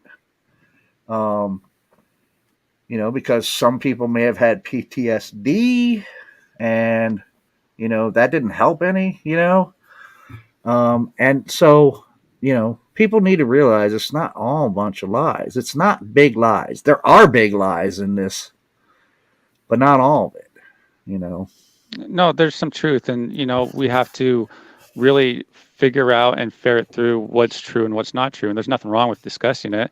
Some people are more equipped than others to do it. Like I have some sort of, great ability to really kind of discuss them and do it in a way that doesn't really cause any sort of negative blowback to myself or to really to other people. So, it's like, it's possible to do it. And that's something I'm kind of hoping that it helps with other people, that they see how it can be done and more people start doing video essays on all of the stuff in the Bigfoot subject. It is like prime picking. You can literally start a very successful YouTube channel just by doing video essays on like say all the different stuff. The Sasquatch Ontario, man, that would be a huge video essay to do, and just present the facts from a non-biased perspective, give your opinion at the end or whatever, and just kind of work it out. But that, people need to have these discussions, and what you're doing is creating that discussion with this video. So you're playing your part and helping out in your part. You're not getting sucked into it. You're just seeing what we're working on, and you're like, hey, I'm supporting these guys and I'm going to lend my support to them. Like, hey, this is not real. And it's your voice, my voice, Steve's voice, and other people's voice is going to be like, it's going to create like it's going to get permeated so much out there that it's just going to resonate at that point. At that point, it's not going to be so taboo when only one person is saying it. You're going to have a whole group of people saying it, and that's what needs to happen going forward. It's not stealing other people's ideas or anything.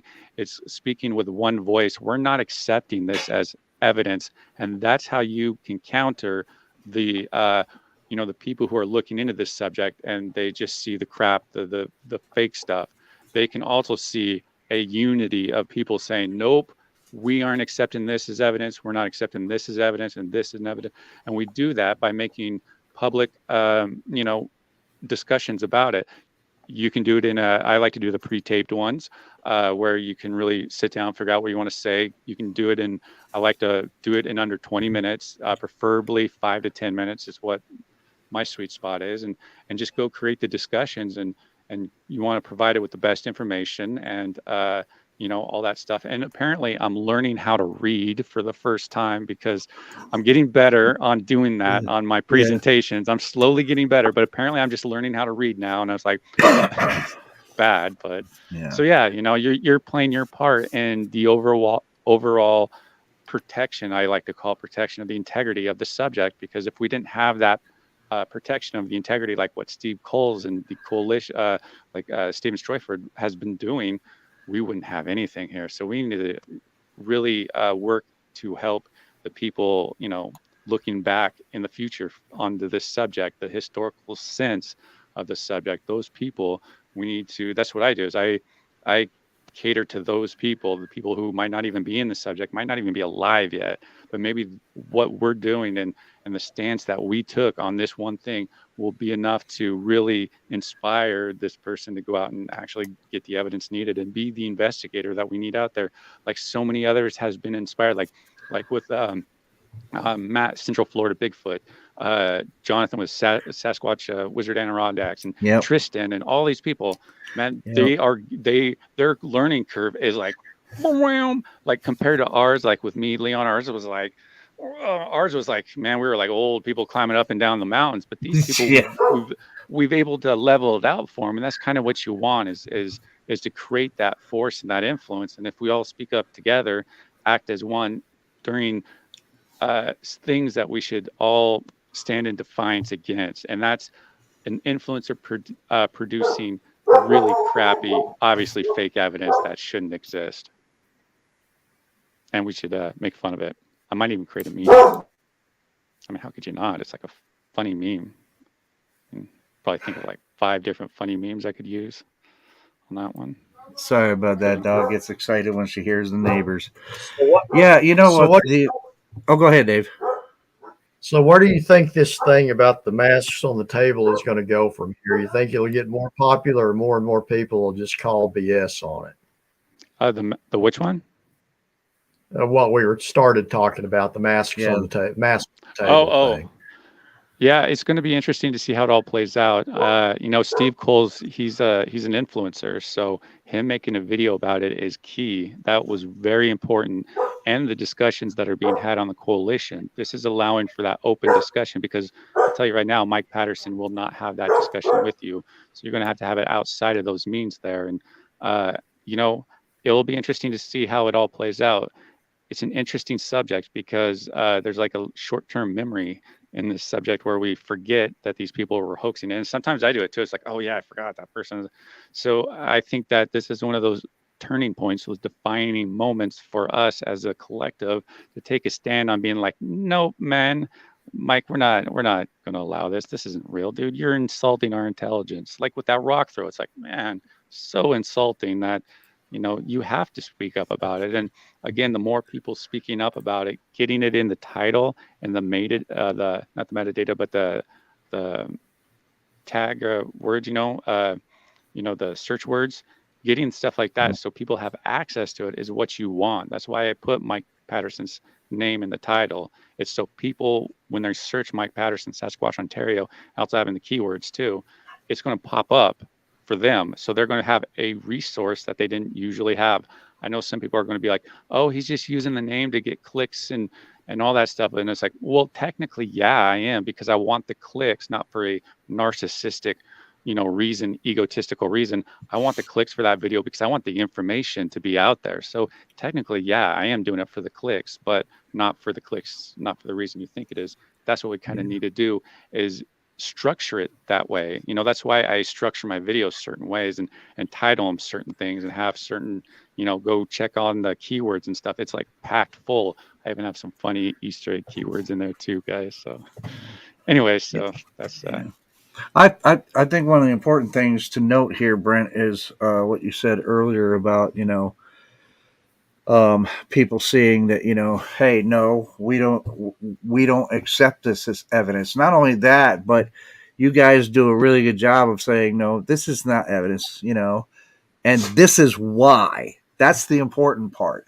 It's not just saying, well, this person is blowing smoke up your ass and leave it at that. It is, this person is lying, and here's why. This is why we're not accepting this as something that's real evidence. This is why.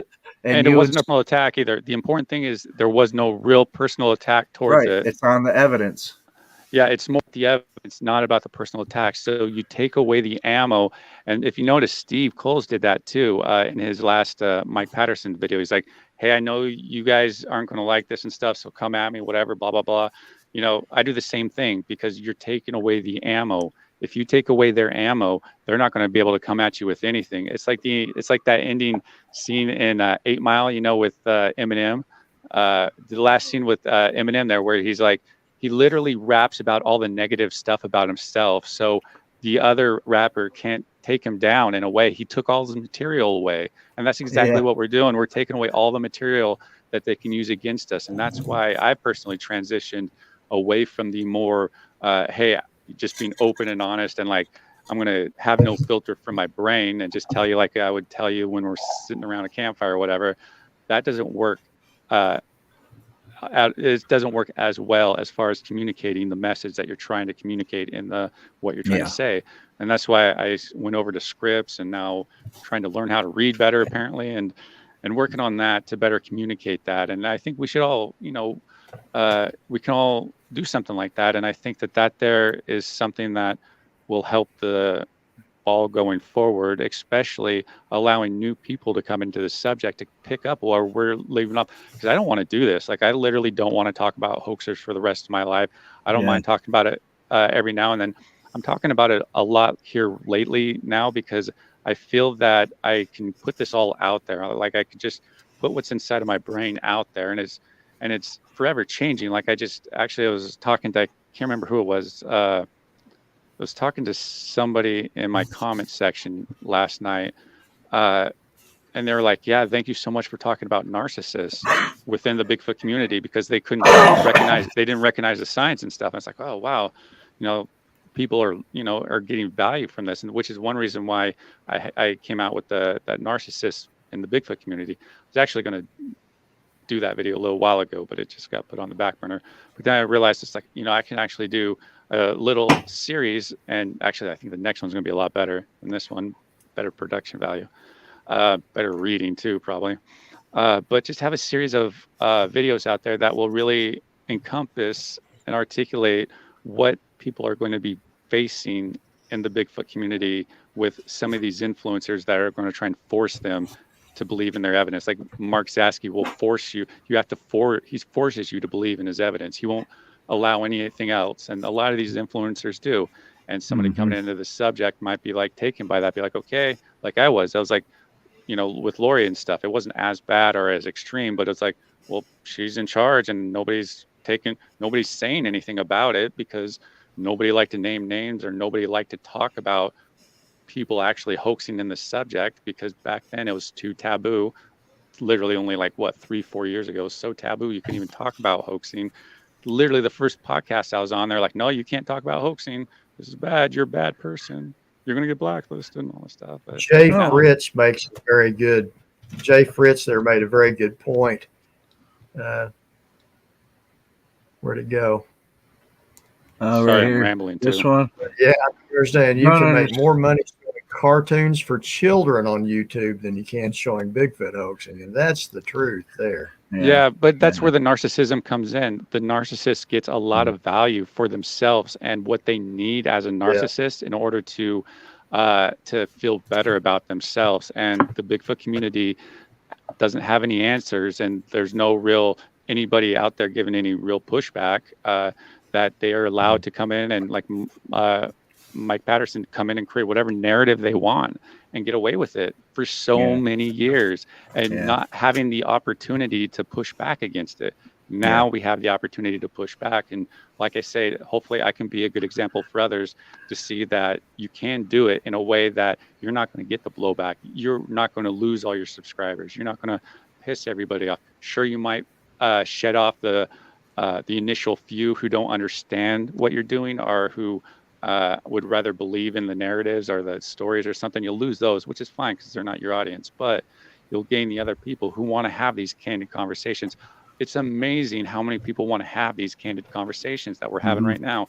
So many people want to, because nobody's having them, because we weren't allowed to, because we would get mocked, ridiculed.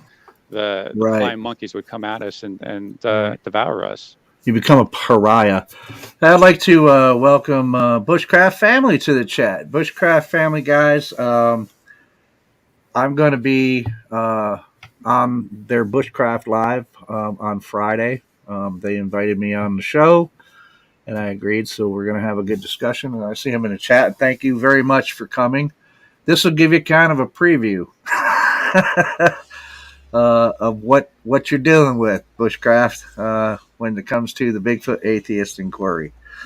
I'm looking forward to it. It should be a really interesting interview. And because I'm always watching all kinds of bushcraft stuff, so I've subbed to that channel too. So I encourage you guys, if you're into bushcraft, and I'm telling you, if you're out there looking for evidence for Bigfoot and you hear all this stuff about the structures and stuff, you should be looking at some of these bushcrafting videos, man. Absolutely. I mean, that can give you a hell of a lot of information about what to be looking for and etc. Well, you know, it would be a really good opportunity for you. I was real too, happy Joe, when they reached out to me. Yeah, it's a really good opportunity for you too, Joe, because you can bring somebody in the bushcraft community into the Bigfoot world and be like, yeah, this is actually the structures we make. This is why we do them and stuff like that, to help educate and put that information out there. Again, it's all about getting the information out there that we could have used when we first got into this subject. And that's what I, try for. Yeah. When he reached out to me and asked me about being on the show, and I thought, well, this is perfect. Absolutely. And then I thought, I want to, so if he's still in the chat, hopefully, I hope I'll have an opportunity, because I did think that, I'm like, man, what a perfect opportunity. Mm-hmm. I can be on his show and he can, show his audience what somebody who's into the Bigfoot phenomenon, but trying to be in it honestly. And I could bring him, hopefully he'll agree, to come on this show and talk to me about these things, because I think it absolutely what you just said is just the reason why I wanted to come on. You can even put a call out there like Nikki has, show me what you got. You can do that same call out, be like, hey, if you got some interesting wood forest language that you would want somebody who is a bushcrafter to have their opinion on, this is a great opportunity for you. So, absolutely. It's having those discussions, and then maybe next time you can have another tree person on, an arborist, and then there's just going to culminate so much with people that are just going to be like, wow, I now have a different perspective. I learned something. I've achieved a new level of understanding in the world. Yeah. And so that's cool you're doing it. I encourage that. And Jen put up the link for Bushcraft Family. Thank you, Jen. So you guys can go to that page and check it out, man, and subscribe and all that stuff. And I'm going to look forward to that. We'll see how it goes here. But I'm looking forward to the opportunity to get some of this, because that's what I thought about doing. I mean, other than the fact that when I get, Dave said, not Dave, Donald asked me, when am I getting the Jeep back? According to the mechanic, like I posted the other day, he said he's going to get it in to the shop this next week. So hopefully it'll be in there on Monday, and I'll get it fairly early. I'll get it back fairly early. Then, of course, I'm going to be diving into work because I've been out of work for so long because of the Jeep being in there. But other than that, I mean, when I get time, which I will eventually, if I'm not out in the field camping and trying to figure some of this stuff out and seeing what I can see out there, and I'm doing these shows, I think something like that, I want to start doing it. And that's a good place to start, because we all know my perspective on structures. I'm just not there.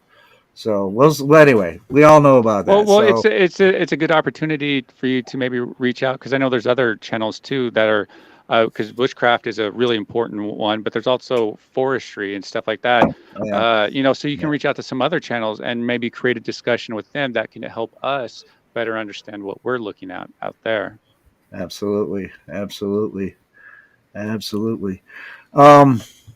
was something else, and I just derailed myself here when I was. Oh, Jen says, scroll up to Bodie's comment. Which Bodie comment? Oh, I think she means that one. He says, hosts, I mod 2 Bigfoot subreddits. You can always post skeptical things with me. So there you go. Yeah, actually, thank you, Bodie. Thank you for reminding me, because I was actually going to make a video to direct people there, because we need like repositories and places like that. So, and I got mad props for him or her, actually, I don't even know, but for the work he's done on the Monument Wallow stuff discussion and his contribution to that. So, I was gonna give him a Yeah. payback, I guess. So thanks for reminding me. I need to get that done. So yeah, and there was some other things I wanted to get to, like for example, well, you know, not because I didn't want to make it entirely about this thing with Mike. That's just one of them. I mean, there's past things that we can see that you've brought to light, which if anybody hasn't seen it, somebody mentioned it in the chat, mentioned West Germer. That was another one you did a video on.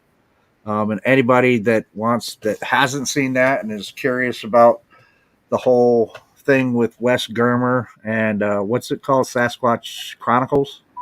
Yeah, it's Sasquatch Chronicles, and I just want to put this out there that I would love for people to go back and do their own video essay on the West Germer report and stuff. I'm not the one who like owns it, or like I don't have like rights to it, or like, you know, first dibs on it. I want other people to go again, spread it out there and create so many discussions, so many different video titles by different people. So it's not just one person saying it, that it comes from so many different people that it's like, when they come across that information, it's like, boom, it hits them like a ton of bricks. That's what you want. So I highly encourage other people to go do video essays on that West Germer and all these other people too. And just go do your own investigations, because there's so many different people out there. If something kind of interested in, and something I am kind of interested in for whatever reason, but because creating those discussions are very important. So more voices. That's why I reposted the Mark Zaski interview I did with Daniela. More ears and more, it's out there more, so more people know about it. And again, that's really important in my opinion. So I encourage it, and I don't. So that got nasty, didn't it? The Zaski thing. Oh yeah. Well, you're dealing with an extreme narcissistic abuser, really, and you know that it was a great example for people to use to know what they're dealing with in this subject, the type of different personalities, how best to handle them, and hopefully they were able to listen to all the discussions we had about them that really kind of articulated what's going on there and why it's probably not a good resource for you. But you know, again, some people, it needs a little longer for that seed to grow into fruiting into something other than what it is. Yeah. Donald Fuller says, I think I'll do a short on the broken sapling in the yard and smear it in Bigfoot sauce. Now, Donald, I believe you have more integrity than that, man. But no, I would like to see people doing like, unless videos. You do it as a comedy routine, that would be okay. Satire. Yeah, for sure. But you know, I'd like to see people do video essays on like the portal incident, and just there's so much stuff out there that, man, if I had time, I'd probably do it.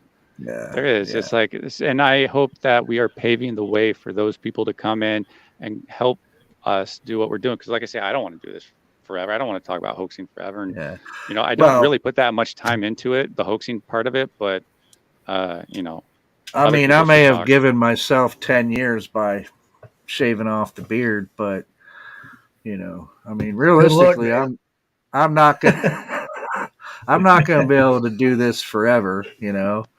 I mean, eventually,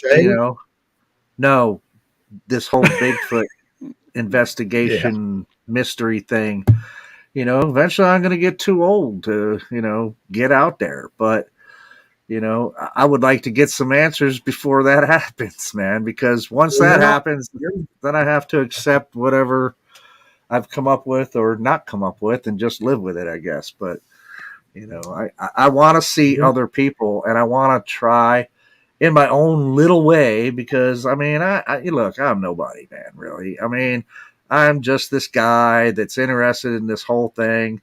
I don't know a whole lot about Bigfoot itself. I know a bit about the subject of Bigfoot. I don't know a whole lot about Bigfoot itself, but I'm hoping in some small way that people that are interested in this, I at least pass on some kind of objective, critical thinking about it, and showing that, yeah, you know what? You can have an experience with one of these things, and yet you can still remain objective and skeptical about it too. Well, that's the important thing of I forgot I was going to say with that. Never mind. I mean, I have to be skeptical about everything except that something exists out there. I can't be skeptical about that anymore, but I'm skeptical about everything else, man. It has to be provided with evidence, man. You have to come up with evidence for claims, claims of portals, claims of disappearing, claims of cloaking, claims of mind speaking. But you need to make sure that you're not going to get mad when they don't provide those, when they make the claims and they don't have the evidence. You need to make sure. Oh, I'm not mad. I'm not mad when they kind of. I'm not mad when they don't have the evidence. I kind of giggle and go, okay, you don't have it. Of course, you don't have the evidence for it. Mm-hmm. Because I don't think there's a way that you get to prove that because it's not real. But if you can come up with evidence, that needs, Bigfoot building palaces out there made out of sticks. That needs evidence, man. That needs proof for that claim, man. Irrefutable proof. And I'm going to do it again, folks.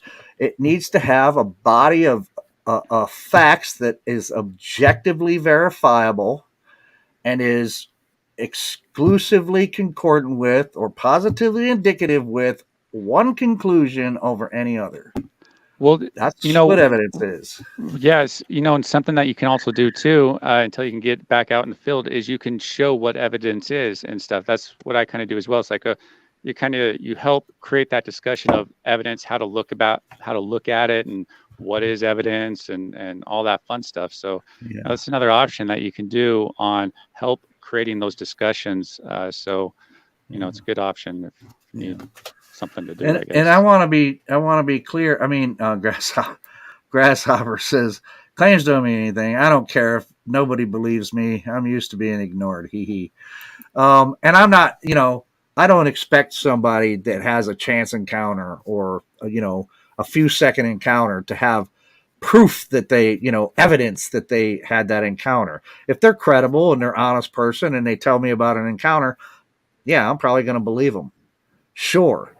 I have to. I have no choice but to believe them because I can't be the only person in the world that something has happened to out there. Well, it's just the ones that make you more upset, the more frustrated. It's these grand narratives that need to provide the evidence, man, or else I'm going to be like, I don't believe you. Yeah, and that's great that you put your opinion out there again, because that's kind of what we need. Is we need to all put our opinion out there, so it's a wave. That Leon talks about the wave, and that's what it is. Is we all need to go put our wave out there because you can't. It sucks only having one person out there standing on the wave trying to fight off all these people. But if you got like a wave of like people behind you, man, that's not just one person fighting all those people off. Steve Coles and Stephen Stroyford has been doing. They've been doing it, man. They've been fighting off those people for a while, for over a decade, man. It's like, damn, we need to have their back more if we really truly care about the integrity of the subject. We need to have their back by giving them props of what they've done and to keep going of what they've done and to build off of that and to keep it going forward. So you keep that momentum going and bring more people to the fold and build off of what they're doing, the good foundation, what I feel is a good foundation to have when you're in this subject. So yeah. Well, we got a couple more minutes left. Dave, I did want to ask you, since I did see that you and Joe were talking on the show and you were in the real woods and he was in some fake woods, but well, the picture or the painting was probably of some real woods, but so I wanted to ask you while you were out there, because I didn't get to watch the whole thing, unfortunately. Did you, or even after you were done with the show, did anything happen? You hear anything strange that you couldn't identify, or did anything happen that you kind of made you go,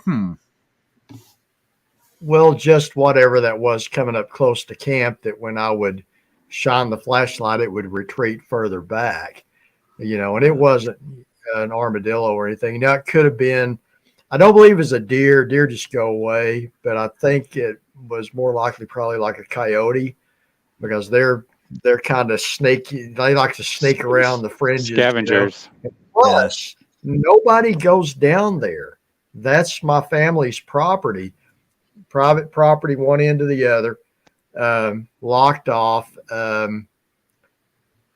The only time we're down there is if we have cows that go through the woods and we need to go, find where they're. That's why I chose the place. And I went down there thinking I'm going to camp, and I did the test on my phone. It's like, wow, I'm getting phone signal here. So I thought I'll just do the show. But as far as the unexplainable sound, that was whatever was approaching outside the camp. That's not me insinuating it was a Sasquatch. That was just, there was something there, was, and you weren't able to figure out what it was.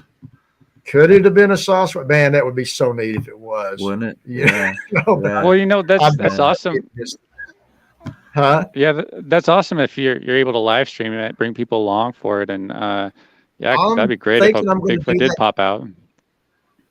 See, and the thing is, it's a pretty remote area, but it's in this valley, and this valley is probably about 4 miles long, and up on the one ridge, about a couple of miles from where we're at, on the top of that ridge, there's a cell phone tower. So that was allowing me to get that. I think I'm going to do a repeat next Sunday night probably, and it's close enough. It's about probably 15 miles or so from my house, so I don't even have to go do a whole night thing. I can just go down there and stay a little after dark, and I might do that next week. But if I can give you some, if I can give you some tips real quick, something that works really well is to close all the other apps on your phone, and just make it so that no other apps are using any sort of data, and your Wi-Fi isn't searching for anything either, because that will interrupt your operating system, which will take down the quality of your video. And you can also hook that external microphone up to it. So if you want us to have more of the sound that you're hearing, something like that would be great. You can hook them up to various ones. You might need a converter from a TTS to a TSS or something like that. And if you restart your phone too before doing that, it'll help with your signal. And also, one last thing is, if you don't move around very much, if you just leave it standing still static, you get better signal or better quality. And I did that. I put it on a tripod. Yeah, same here. And I had really good video quality, actually better than what I'm probably getting on my laptop right now. But when I moved around too much, if I picked the phone up and carried it, it'd start to pixelate stuff. Yeah. But this is the I think A53 Samsung, and it doesn't have an external jack on it. It's all Bluetooth. So, okay. But I wished it would have been picking up all of the, the wildlife that was calling out around me. That would have been a neat addition. But I think what I'm going to do is just switch my plan to one with unlimited data. Oh yeah. So. Actually, my unlimited data plan was cheaper than any other plan. So it's like they were forcing me almost into to unlimited data, because everything else was just kind of wasn't even worth it. But yeah, in that valley that I was at in the past, I guess in the mid 80s, there were 2 reported Bigfoot sightings in that same valley. And so it's not an impossibility, and it would be really neat. It'd be really neat though, is if you had a phone or two, set them out there static cam, and just leave them out there, maybe put some glow lights out there, when you're out there camping, and just leave them out there all night while you're out there, and just, put something out there so they can see that, there's light out there. I had a red light out there and some other stuff, but that would be really interesting, because you never know what or who's up in the middle of the night. I know I am sometimes doing bathroom break, but that would be a really good experience for people who have insomnia that just kind of want to go listen into the investigation. That's what you're doing. It's a real-time investigation and stuff. So it'd be a good option for people that can't get out there, that can still contribute to the investigation. Yeah. Well, my intention at first was Memorial Day weekend, I'm not going to go to public campgrounds. It's just shoulder to shoulder. That's not camping to me. My intention was to go down there, just have a by myself camping trip, and maybe do a little bit of filming around for the YouTube channel. But as soon as I figured out I was getting a good signal, I decided to do live. And if everything works out and it's not too raining this weekend, I'm going to do it again. So awesome! I definitely going to look forward to that. That's going to be great. But well, and here's what I want to do. That was real neat. Joe was last minute deal.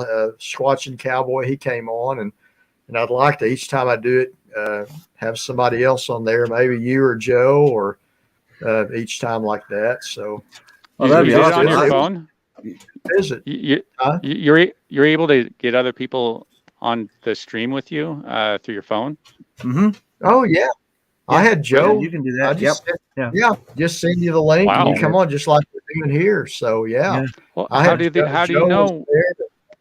How do you know when then somebody's like behind stage then? And you can push a little button down there at the bottom and bring them up. I was pretty much winging it, but I figured it out. Good. Yeah. You can see it. It still brings it up StreamYard on your phone, and you can. It still looks kind of like this that we have here that I have, where you have the present, invite, and all that stuff, and but the invite. When you invite them, it doesn't show them. But like at the bottom of the screen, when you're doing the StreamYard on your phone, where there's a little deal that says members. If you'll push the members button, then you'll see who's backstage, and you can let them on. Yeah. So. Yeah. And you can bring them up just like you do if we're using computers. Yeah. Pretty cool. I think. I